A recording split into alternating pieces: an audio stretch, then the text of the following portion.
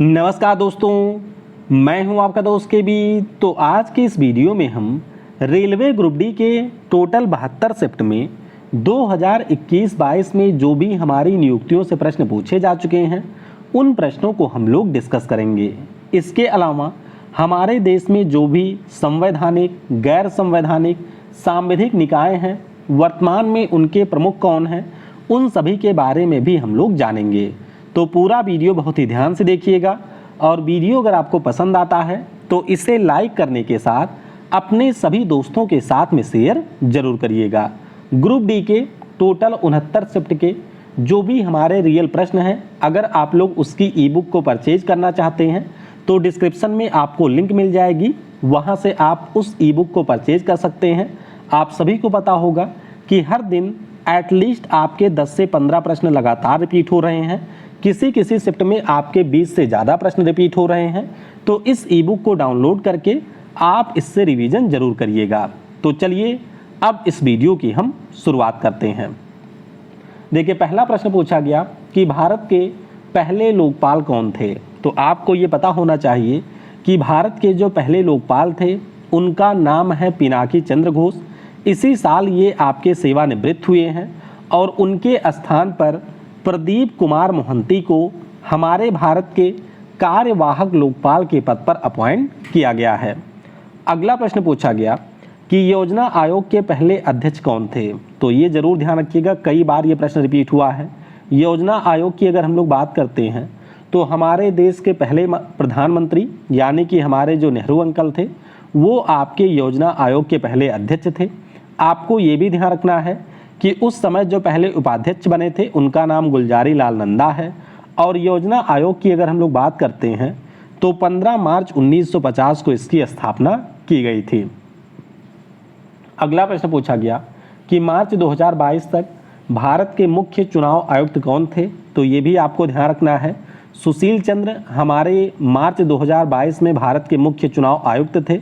और अगर हम लोग वर्तमान चुनाव आयुक्त की बात करते हैं तो इस पद पर आपको राजीव कुमार जी मिलेंगे। 15 मई 2022 से राजीव कुमार जी हमारे भारत के मुख्य चुनाव आयुक्त हैं। अगला प्रश्न पूछा गया कि फरवरी 2022 में insolvency and bankruptcy board of India के नए अध्यक्ष कौन नियुक्त किए गए। तो इस पद पर अपॉइंटमेंट हुआ है रवि मित्तल का और इन्होंने नौरंग सैनी का स्थान लिया था। अगला प्रश्न पूछा गया कि मई 2022 के अनुसार भारत के पंचायती राज मंत्री कौन हैं। तो ये प्रश्न आपके 2 से 3 बार आ चुका है। जरूर ध्यान रखिएगा कि जो हमारे गिरिराज सिंह हैं ये हमारे भारत के ग्रामीण विकास के साथ साथ पंचायती राज मंत्री हैं। अगला प्रश्न पूछा गया कि 1951 में गठित पहले फाइनेंस कमीशन के अध्यक्ष कौन थे। तो अच्छे से ध्यान रखिएगा कि जो हमारा पहला फाइनेंस कमीशन था इसके अध्यक्ष थे केसी नियोगी। ये प्रश्न ऑलरेडी 2 बार आ चुका है। इसके अलावा वर्तमान में हमारे देश में 15वां फाइनेंस कमीशन काम कर रहा है और अगर हम लोग उसके अध्यक्ष की बात करते हैं तो एन.के. सिंह हमारे 15वें वित्त आयोग के अध्यक्ष हैं। आपको ये भी ध्यान रखना है कि फाइनेंस कमीशन एक संवैधानिक बॉडी है और अनुच्छेद 280 के अंतर्गत हमारे देश के जो राष्ट्रपति होते हैं उनके द्वारा प्रत्येक 5 वर्ष पर फाइनेंस कमीशन का गठन किया जाता है। अगला प्रश्न पूछा गया कि मार्च 2022 तक इंडियन ओलंपिक एसोसिएशन के अध्यक्ष कौन थे। तो ये भी आपको ध्यान रखना है। इस पद पर आपको उस समय नरेंद्र बत्रा मिलेंगे, हालांकि इन्होंने इस्तीफा दे दिया है। और वर्तमान में जो हमारे एडले सुमारीवाला हैं उनको इसके अंतरिम अध्यक्ष के रूप में नियुक्त किया गया है। अगला प्रश्न पूछा गया कि अगस्त 2022 में राज्यसभा के नए सभापति कौन बने हैं। तो आपको पता होना चाहिए कि जो भारत के उपराष्ट्रपति होते हैं वही आपके राज्यसभा के सभापति होते हैं। तो वर्तमान में हमारे जो जगदीप धनखड़ साहब हैं ये भारत के नए उपराष्ट्रपति चुने गए हैं। तो ये अपने आप राज्यसभा के नए सभापति भी बन गए। अगला प्रश्न पूछा गया कि वर्ष 2021 में भारतीय महिला क्रिकेट टीम के नए कोच कौन बने। तो ये भी प्रश्न आपको ध्यान रखना है। रमेश पवार भारतीय महिला क्रिकेट टीम के पिछले साल कोच बने थे। वहीं पर अगर हम लोग राहुल द्रविड़ की बात करते हैं तो ये आपके पुरुष टीम के पिछले साल नए कोच बने थे। अगला प्रश्न पूछा गया कि जून 2022 तक राष्ट्रीय महिला आयोग के अध्यक्ष कौन हैं। तो ये प्रश्न 2 से 3 बार आ चुका है। जरूर ध्यान रखिएगा कि जो हमारे यहाँ पर राष्ट्रीय महिला आयोग है उसकी वर्तमान में अध्यक्ष हैं रेखा शर्मा। राष्ट्रीय महिला आयोग की बात करें तो 1992 में इसकी स्थापना हुई थी और इसका हेडक्वार्टर आपको नई दिल्ली में देखने को मिलेगा। अगला प्रश्न पूछा गया कि जून 2022 में सामाजिक न्याय और अधिकारिता मंत्री ने श्रेष्ठ योजना को लॉन्च किया है, तो इसके मंत्री कौन हैं। तो ध्यान रखिएगा जो सामाजिक न्याय और अधिकारिता मंत्रालय है इसके वर्तमान में वीरेंद्र कुमार मंत्री हैं। भारत का सबसे बड़ा विधि अधिकारी कौन होता है। अटॉर्नी जनरल ऑफ इंडिया होते हैं। वर्तमान पर आपको इस पद पर के वेणुगोपाल जी देखने को मिलेंगे। हालांकि ये 30 सितंबर को सेवानिवृत्त हो रहे हैं। अगला प्रश्न पूछा गया कि नीति आयोग के पदेन अध्यक्ष कौन होते हैं। तो ध्यान रखिएगा कि 1 जनवरी 2015 को नीति आयोग की स्थापना की गई थी और इसके जो अध्यक्ष होते हैं वो देश के प्रधानमंत्री होते हैं, यानी कि नरेंद्र मोदी जी इस समय इसके प्रधानमंत्री हैं। वहीं पर अगर हम लोग उपाध्यक्ष की बात करते हैं तो इस साल सुमन बेरी इसके नए उपाध्यक्ष बने हैं। और अगर हम लोग CEO की बात करते हैं तो परमेश्वरन अय्यर इसके नए CEO इसी साल अपॉइंट हुए हैं। अगला प्रश्न पूछा गया कि हेल्प एज इंडिया जो कि एक NGO है इसके मुख्य कार्यकारी अधिकारी कौन है। तो ये प्रश्न अपने आप में टफ ही था। तो ध्यान रखिएगा रोहित प्रसाद इसके मुख्य कार्यकारी अधिकारी थे। 1978 में इस NGO की स्थापना की गई थी। अगला प्रश्न पूछा गया कि मार्च 2022 तक के अनुसार भारत के संसदीय कार्य मंत्री कौन हैं। तो संसदीय कार्य मंत्री हमारे प्रहलाद जोशी हैं। और आपको ये भी पता होना चाहिए कि देश में जो कोयला और खान मंत्रालय है उसका प्रभार भी प्रहलाद जोशी जी के ही पास है। अगला प्रश्न पूछा गया कि राष्ट्रमंडल खेल 2022 में भारतीय महिला टीम की कप्तान कौन थी। तो हरमनप्रीत कौर हमारी भारतीय महिला टीम की कप्तान हैं। और वहीं पर अगर हम लोग पुरुष क्रिकेट टीम की बात करते हैं तो रोहित शर्मा इसके कप्तान हैं। अगला प्रश्न पूछा गया कि मार्च 2022 में एयर इंडिया के नए अध्यक्ष कौन बने हैं। तो एयर इंडिया की अगर हम लोग बात करते हैं तो एन चंद्रशेखरन ये आपके एयर इंडिया के नए अध्यक्ष बने हैं।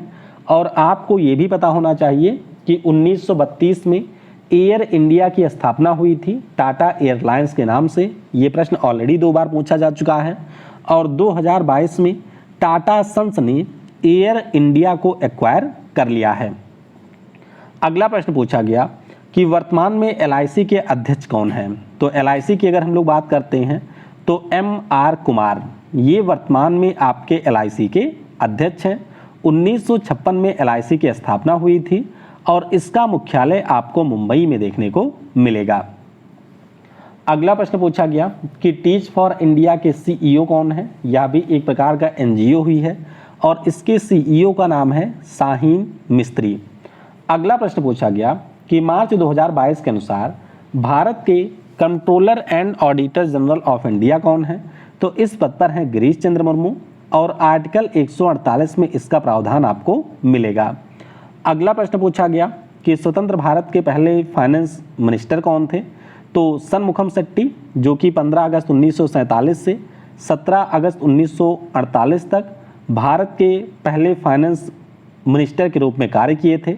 वहीं पर आपको ये ध्यान रखना है कि आज़ादी के पहले जब हमारे देश में अंतरिम गवर्नमेंट की स्थापना की गई थी उस समय पहले वित्त मंत्री बने थे लियाकत अली खान। तो दोनों में कंफ्यूज नहीं होना है। अगला प्रश्न पूछा गया कि वर्तमान में कर्नाटक हाईकोर्ट के मुख्य न्यायाधीश कौन हैं। तो ध्यान रखिएगा ऋतुराज अवस्थी कर्नाटक हाईकोर्ट के मुख्य न्यायाधीश हैं और ये आपको बेंगलुरु में देखने को मिलेगा। अगला प्रश्न पूछा गया कि सुप्रीम कोर्ट की रजिस्ट्री का प्रमुख कौन होता है। तो आपको ध्यान रखना है कि जो सेक्रेटरी जनरल होते हैं जिन्हें हम लोग महासचिव कहते हैं ये आपके सुप्रीम कोर्ट के रजिस्ट्री के हेड होते हैं और इनकी सहायता के लिए यहाँ पर आपको 7 रजिस्ट्रार भी देखने को मिलेंगे। अगला प्रश्न पूछा गया कि भारत में सुप्रीम कोर्ट के मुख्य न्यायाधीश की नियुक्ति कौन करता है। तो इनकी नियुक्ति राष्ट्रपति महोदय के द्वारा आर्टिकल 124 के क्लास 2 के अंतर्गत किया जाता है। भारतीय संविधान के अनुसार महान्यायवादी की नियुक्ति कौन करता है? तो ये भी हमारे भारत के राष्ट्रपति ही करते हैं। अगला प्रश्न पूछा गया कि भारतीय संविधान के किस अनुच्छेद के अंतर्गत राज्यपाल राज्यों में एडवोकेट जनरल की नियुक्ति करता है? तो ये आपका अनुच्छेद 165 है और 164 के अंतर्गत जो यहाँ पर राज्यपाल हैं उनके द्वारा मुख्यमंत्री की नियुक्ति की जाती है। अगला प्रश्न पूछा गया कि फरवरी 2022 में लेखा महानियंत्रक के पद पर किसे नियुक्त किया गया है? तो ध्यान रखिएगा, सोनाली सिंह की यहाँ पर अपॉइंटमेंट हुआ है फरवरी में और इन्होंने दीपक दास का स्थान लिया है। अगला प्रश्न पूछा गया कि मार्च 2022 में भारत के मुख्य न्यायाधीश के पद पर किसे नियुक्त किया गया है? तो एन.वी. रमन्ना साहब, जो कि आंध्र प्रदेश राज्य से थे, वो हमारे भारत के नए मुख्य न्यायाधीश बने हैं। वहीं पर आपको ये भी ध्यान रखना है कि वर्तमान में हमारे भारत के जो मुख्य न्यायाधीश हैं उनका नाम है यू ललित। तो आप लोग नीचे कमेंट में ये बताइएगा कि ये जो हमारे यू ललित हैं ये आपके कौन से राज्य से बिलोंग करते हैं। अगला प्रश्न पूछा गया कि मई 2022 में पीएम नरेंद्र मोदी के नए सलाहकार के पद पर किसको नियुक्त किया गया है? तो ये भी आपको ध्यान रखना है कि तरुण कपूर पीएम नरेंद्र मोदी के नए सलाहकार बन गए हैं। और आपको ये भी ध्यान रखना है कि अक्टूबर 2021 में अमित खरे हमारे पीएम के नए सलाहकार बने थे। और आपको ये ध्यान रखना है कि फरवरी 2022 में प्रधानमंत्री की जो आर्थिक सलाहकार परिषद है इसमें संजीव सान्याल को शामिल किया गया था। तो ये सारे अपॉइंटमेंट भी आप ध्यान रखेंगे। अगला प्रश्न पूछा गया कि जनवरी 2022 में राष्ट्रीय इलेक्ट्रॉनिक्स और सूचना प्रौद्योगिकी संस्थान के महानिदेशक के पद पर किसे नियुक्त किया गया? तो यहाँ पर डॉक्टर मदन मोहन त्रिपाठी की अपॉइंटमेंट हुई है। और आपको ध्यान रखना है कि ये जो हमारी बॉडी है इसकी स्थापना 1994 में हुआ था। अगला प्रश्न पूछा गया कि भारत के जो मुख्य आर्थिक सलाहकार हैं जिनका नाम बी अनंत नागेश्वरन है, इन्होंने किसका स्थान लिया है? तो जरूर ध्यान रखिएगा, कृष्णमूर्ति सुब्रमण्यम इससे पहले हमारे चीफ इकोनॉमिक एडवाइजर थे और जनवरी 2022 में इनके स्थान पर बी अनंत नागेश्वरम का अपॉइंटमेंट किया गया। तो इस प्रकार से जो भी हमारे प्रश्न पूछे गए थे अपॉइंटमेंट से रिलेटेड उन सभी को हमने डिस्कस कर लिया है। अब हम लोग भारत में जो भी हमारे संवैधानिक, गैर संवैधानिक, सांविधिक या अन्य निकाय हैं उसके प्रमुख कौन हैं उन सभी के बारे में यहाँ से जानेंगे। तो चलिए शुरू करते हैं। भारत के 15वें राष्ट्रपति की अगर हम लोग बात करें तो आप सभी को पता होगा जुलाई में द्रौपदी मुर्मू जी हमारे भारत की नई राष्ट्रपति बनी हैं। भारत के वर्तमान प्रधानमंत्री कौन हैं? तो हमारे वर्तमान प्रधानमंत्री हैं नरेंद्र मोदी जी।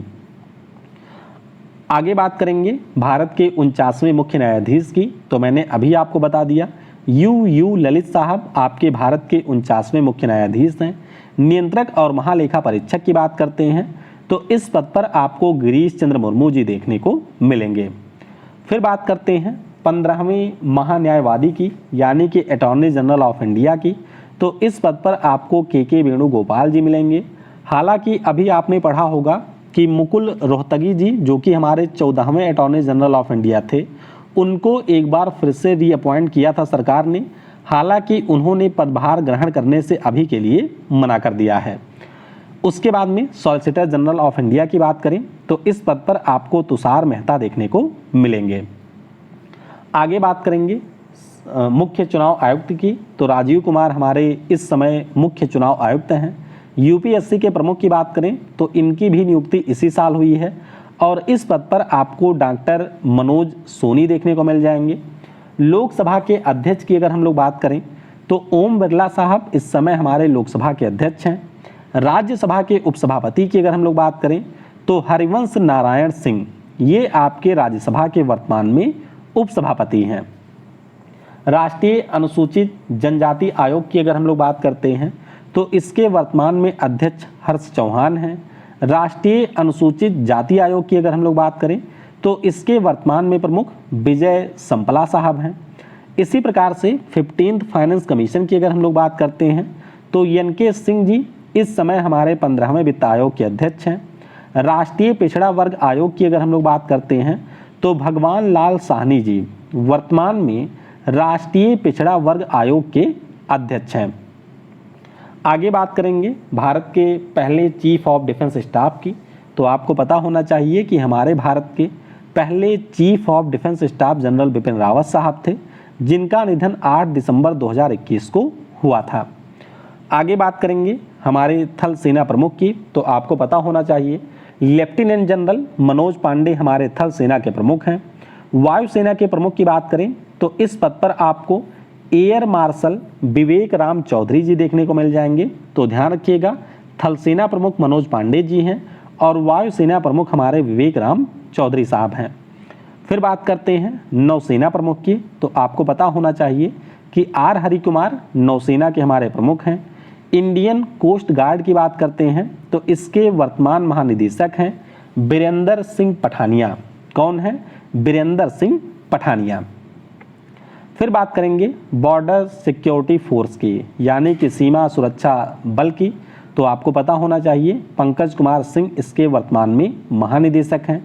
आईटीबीपी के महानिदेशक की अगर हम लोग बात करते हैं तो एसएल थाउसेन साहब को इस समय आईटीबीपी के प्रमुख का पदभार दिया गया है, क्योंकि इसके जो प्रमुख थे संजय अरोरा साहब, संजय अरोरा नहीं थे इसके, हाँ तो ये ध्यान रखिएगा, आईटीबीपी इसके एसएस देसवाल साहब थे, तो उनके स्थान पर एसएल थाउसेन साहब इस समय हमारे आईटीबीपी के हेड बने हैं।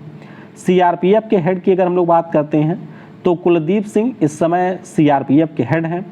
असम राइफल की अगर हम लोग बात करें तो पी चंद्रन नायर इस समय असम राइफल के हेड हैं। और आपको ये भी ध्यान रखना है कि हमारे देश में जो भी अर्धसैनिक बल हैं उनमें सबसे ज़्यादा प्राचीन आपका असम राइफल है। फिर बात करते हैं सशस्त्र सीमा बल की। तो इसके जो वर्तमान महानिदेशक हैं इनका नाम है एसएल थाउसेन। सीआईएसएफ के महानिदेशक की अगर हम लोग बात करते हैं तो सील वर्धन सिंह इस समय आपके सीआईएसएफ के महानिदेशक हैं। आगे बात करेंगे रा के निदेशक की, यानी कि रिसर्च एंड एनालिसिस विंग की। तो आपको ध्यान रखना है कि सामंत गोयल इस समय हमारे रा के निदेशक हैं। आईबी के अगर हम लोग निदेशक की बात करते हैं तो तपन कुमार डेका इसी साल ये हमारे आईबी के नए निदेशक बने हैं। आगे बात करेंगे Indian railway protection force services की। तो आपको ध्यान रखना है कि संजय चंद्र इस समय इसके महानिदेशक हैं। सीबीआई के महानिदेशक की बात करें तो सुबोध जायसवाल इस समय हमारे सीबीआई के महानिदेशक हैं। आगे बात करेंगे राष्ट्रीय सुरक्षा गार्ड के महानिदेशक की। तो आपको ध्यान रखना है कि MA गणपति साहब इस समय हमारे नेशनल सिक्योरिटी गार्ड के महानिदेशक हैं। राष्ट्रीय जांच एजेंसी के निदेशक की अगर हम लोग बात करते हैं, यानी कि NIA की बात करें तो इसी साल जो हमारे दिनकर गुप्ता साहब हैं ये आपके NIA के निदेशक के पद पर अपॉइंट किए गए हैं। सेबी की नई प्रमुख की अगर हम लोग बात करें तो माधवीपुरी बच, क्या नाम है? माधवीपुरी बच इनका नाम है, जो कि सेबी की इसी साल नई अध्यक्ष बनी हैं और ये सेबी की पहली महिला अध्यक्ष भी हैं। राष्ट्रीय मानवाधिकार आयोग की अगर हम लोग बात करें तो अरुण कुमार मिश्रा ये हमारे राष्ट्रीय मानवाधिकार आयोग के वर्तमान में अध्यक्ष हैं। आगे बात करेंगे राष्ट्रीय महिला आयोग के अध्यक्ष की। तो आपको पता होना चाहिए कि रेखा शर्मा राष्ट्रीय महिला आयोग की वर्तमान में अध्यक्ष हैं। राष्ट्रीय हरित अधिकरण की बात करें, यानी कि नेशनल ग्रीन ट्राइब्यूनल की बात करें तो आदर्श कुमार गोयल इस समय हमारे नेशनल ग्रीन ट्राइब्यूनल के हेड हैं। फिर बात करेंगे नीति आयोग की। तो नीति आयोग के जो वर्तमान उपाध्यक्ष हैं नाम इनका डॉक्टर सुमन के बेरी है, इसी साल इनका अपॉइंटमेंट हुआ है। नीति आयोग के नए CEO की बात करते हैं तो हमारे जो परमेश्वरन अय्यर साहब हैं वो इसी साल नीति आयोग के नए CEO के पद पर अपॉइंट हुए हैं। आगे बात करेंगे UIDAI के नए CEO की। तो ध्यान रखिएगा सौरभ गर्ग पिछले साल इसके नए CEO बने थे। भारत के मुख्य सतर्कता आयुक्त की अगर हम लोग बात करते हैं तो सुरेश N पटेल ये हमारे भारत के चीफ विजिलेंस कमिश्नर हैं। फिर बात करेंगे नाबार्ड की। तो नाबार्ड के जो वर्तमान में अध्यक्ष हैं आपको ध्यान रखना है, नाम इनका है गोविंद राजलू चिंतला। विश्वविद्यालय अनुदान आयोग यानी कि यूनिवर्सिटी ग्रांट कमीशन की बात करें तो इसके इसी साल नए अध्यक्ष अपॉइंट हुए हैं, नाम इनका है M जगदीश कुमार। आगे बात करेंगे IRDAI की, यानी कि जो हमारे देश में बीमा क्षेत्र को रेगुलेट करने वाली संस्था है, हेडक्वार्टर इसका हैदराबाद में है। तो इसी साल देवाशीष पांडा IRDAI के नए अध्यक्ष बने हैं। ट्राई के अगर हम लोग प्रमुख की बात करते हैं तो आपको ध्यान रखना है कि जो हमारे PD वाघेला साहब हैं ये आपके ट्राई के प्रमुख हैं। आगे बात करेंगे CBIC की। तो CBIC की अगर हम बात करें, इसी साल इसके नए अध्यक्ष बने हैं, नाम इनका है विवेक जौहरी। CBDT के नए अध्यक्ष की बात करते हैं तो वर्तमान में जो हमारे नितिन गुप्ता साहब हैं ये आपके CBDT के नए अध्यक्ष हैं। आगे बात करेंगे भारत के नए लोकपाल की। तो मैंने आपको बताया PC घोष साहब हमारे पहले लोकपाल थे। अब उनके स्थान पर जो प्रदीप कुमार मोहंती हैं उनको यहाँ पर अतिरिक्त प्रभार दिया गया है। बॉम्बे स्टॉक एक्सचेंज के नए अध्यक्ष कौन हैं? तो ध्यान रखिएगा जो SS मुंद्रा साहब हैं ये आपके नेशनल स्टॉक एक्सचेंज के नए अध्यक्ष के पद पर अपॉइंट किए गए। आगे बात करेंगे मुख्य आर्थिक सलाहकार की, यानी कि चीफ इकोनॉमिक एडवाइजर की। तो B अनंत नागेश्वरन हमारे चीफ इकोनॉमिक एडवाइजर हैं। नेशनल सिक्योरिटी एडवाइजर की बात करते हैं तो इस पद पर आपको अजीत डोवाल साहब देखने को मिलेंगे। आगे बात करेंगे सिडबी के प्रमुख की। तो आपको ये ध्यान रखना है कि शिवा S रमन साहब वर्तमान में सिडबी के प्रमुख हैं। CPCB के अध्यक्ष की अगर हम लोग बात करते हैं तो इस पद पर आपको शिवदास मीणा जी देखने को मिलेंगे। आगे बात करते हैं film and television institute of India जो कि पुणे में है। तो इसके वर्तमान में अध्यक्ष हैं, नाम इनका है Shekhar Kapoor. National school of drama के अध्यक्ष की बात करते हैं जो कि आपको दिल्ली में देखने को मिलेगा। तो परेश रावल साहब वर्तमान में नेशनल स्कूल ऑफ ड्रामा के अध्यक्ष हैं। आगे बात करेंगे भारतीय राष्ट्रीय राजमार्ग प्राधिकरण की और वर्तमान में इसकी जो अध्यक्ष हैं नाम इनका अलका उपाध्याय है। भारतीय विमानन प्राधिकरण की अगर हम लोग बात करते हैं, यानी कि एयरपोर्ट अथॉरिटी ऑफ इंडिया की अगर हम लोग बात करें तो संजीव कुमार वर्तमान में इसके प्रमुख हैं। आगे बात करेंगे RBI के वर्तमान गवर्नर की। तो शक्तिकांत दास वर्तमान में RBI के गवर्नर हैं। भारतीय उद्योग परिसंघ के अध्यक्ष की बात करते हैं तो संजीव बजाज वर्तमान में भारतीय उद्योग परिसंघ के अध्यक्ष हैं। आगे बात करेंगे बार्क के निदेशक की, यानी कि भाभा एटॉमिक रिसर्च सेंटर के जो निदेशक हैं इस पद पर आपको अजीत कुमार मोहंती देखने को मिलेंगे। प्रसार भारती के नए CEO की अगर हम लोग बात करते हैं तो मयंक कुमार अग्रवाल, क्या नाम है? मयंक कुमार अग्रवाल इनका नाम है। ये आपके प्रसार भारती के नए CEO इसी साल अपॉइंट हुए हैं। आगे बात करेंगे रेलवे बोर्ड के अध्यक्ष और CEO की। तो आपको ध्यान रखना है कि विपिन कुमार त्रिपाठी इसी साल रेलवे बोर्ड के अध्यक्ष और CEO के पद पर अपॉइंट किए गए हैं। सेवंथ पे कमीशन की बात करें तो जो हमारे अशोक कुमार माथुर जी हैं ये आपके सेवंथ पे कमीशन के वर्तमान में हेड हैं। आगे बात करेंगे इसरो की। तो इसरो के इसी साल हमारे नए अध्यक्ष अपॉइंट हुए हैं, नाम इनका है डॉक्टर S सोमनाथ। DRDO के नए अध्यक्ष अभी बिल्कुल बने हैं ताजे ताजे, तो इनके बारे में भी ध्यान रखिएगा। समीर V कामत इनका नाम है और ये आपके G सतीश रेड्डी जी के स्थान पर DRDO के नए अध्यक्ष अपॉइंट हुए हैं। आगे बात करेंगे CSIR की। तो शेखर C मंडे इसके महानिदेशक हुआ करते थे। अब आपको ध्यान रखना है कि नल्ला थम्बी कलाई सेल्वी ये आपके CSIR की नई महानिदेशक बनी हैं और आपको ये भी ध्यान रखना है कि ये हमारे CSIR की पहली महिला महानिदेशक भी अपॉइंट हुई हैं। तो नाम इनका है नल्ला थम्बी कलाई सेल्वी। आगे बात करेंगे 26 महालेखा नियंत्रक की। तो आपको ध्यान रखना है वर्तमान में सोनाली सिंह हमारी 26वीं महालेखा नियंत्रक हैं। मुख्य सूचना आयुक्त यानी कि चीफ इंफॉर्मेशन कमिश्नर की बात करें तो यशवर्धन कुमार सिन्हा वर्तमान में हमारे चीफ इंफॉर्मेशन कमिश्नर हैं। आगे बात करेंगे खादी और ग्रामोद्योग आयोग के नए अध्यक्ष की। तो जरूर ध्यान रखिएगा कि वर्तमान में मनोज कुमार आपके खादी और ग्रामोद्योग आयोग के अध्यक्ष हैं और इन्होंने विनय कुमार सक्सेना जी का स्थान लिया है जो कि आपके दिल्ली के नए उपराज्यपाल बने हैं। दिल्ली पुलिस के नए कमिश्नर की अगर हम लोग बात करते हैं तो संजय अरोरा साहब ये हमारे दिल्ली पुलिस के नए कमिश्नर अपॉइंट हुए हैं। सीबीएसई के नए अध्यक्ष की अगर हम लोग बात करते हैं तो निधि छिब्बर सीबीएसई की नई अध्यक्ष बनी है इसी साल। स्टाफ सिलेक्शन आयोग के नए अध्यक्ष की अगर हम लोग बात करते हैं तो यश किशोर साहब स्टाफ सिलेक्शन आयोग के नए अध्यक्ष बने हैं, यानी कि एसएससी के नए अध्यक्ष बने हैं एस किशोर। आगे बात करेंगे फिक्की की, तो फिक्की के जो वर्तमान अध्यक्ष हैं नाम इनका है संजीव मेहता। नेस्कॉम के अध्यक्ष की अगर हम लोग बात करते हैं तो नेस्कॉम के वर्तमान जो प्रमुख हैं नाम इनका कृष्णन रामानुजन है और इस साल इनका भी अपॉइंटमेंट हुआ है।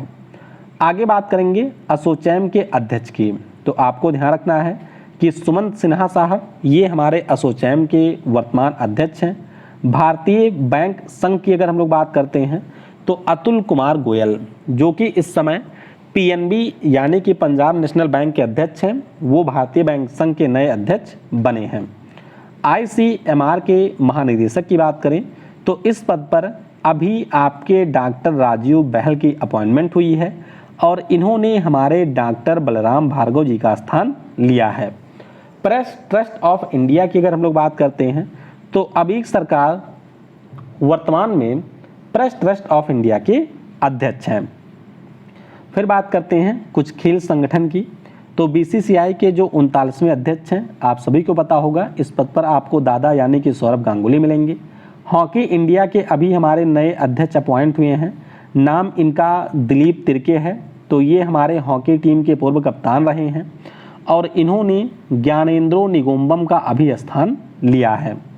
फिर बात करेंगे ऑल इंडिया फुटबॉल फेडरेशन की, तो इसके भी हमारे नए अध्यक्ष अपॉइंट हुए हैं, नाम इनका कल्याण चौबे है और इन्होंने आपके प्रफुल्ल पटेल का स्थान लिया है। स्पोर्ट्स अथॉरिटी ऑफ इंडिया की अगर हम लोग बात करते हैं तो संदीप प्रधान जी वर्तमान में इसके अध्यक्ष हैं।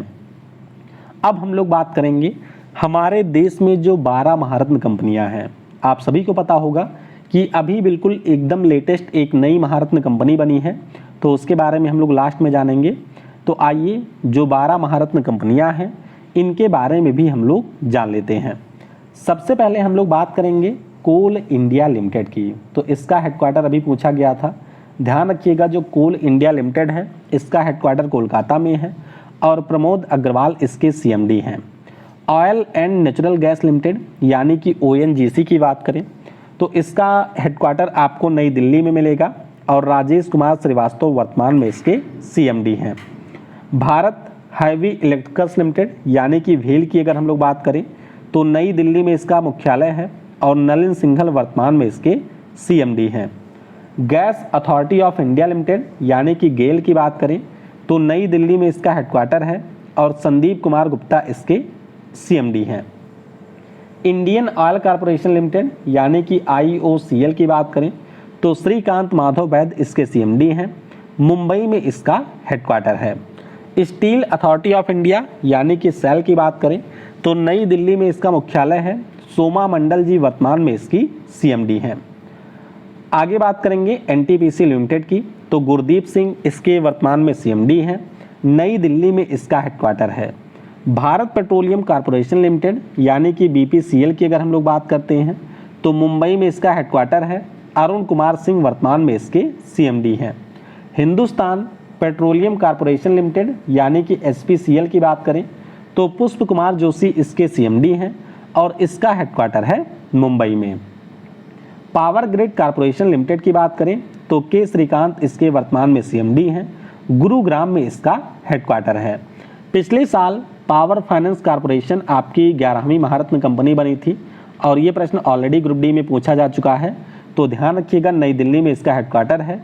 रविंद्र कुमार ढिल्लन इसके वर्तमान में सीएमडी हैं और अभी बिल्कुल ताज़ा हमारे यहाँ की जो रूरल इलेक्ट्रिफिकेशन लिमिटेड है वो नई महारत्न कंपनी बन गई है। भारत की ये 12वीं महारत्न कंपनी बनी है, तो नई दिल्ली में इसका हेडक्वार्टर है और विवेक कुमार देवांगन वर्तमान में आपके इस कंपनी के सीएमडी हैं। तो इस प्रकार से ग्रुप डी में जो प्रश्न पूछे गए थे उन सभी के साथ लेटेस्ट अपॉइंटमेंट को हम लोगों ने यहाँ पर डिस्कस कर लिया है। आई होप वीडियो आपको पसंद आया होगा। तो वीडियो को समय देने के लिए आप सभी को बहुत बहुत धन्यवाद। Thanks for watching. जय हिंद, जय भारत और सबसे ज़रूरी, पढ़ेगा भारत तो बढ़ेगा भारत।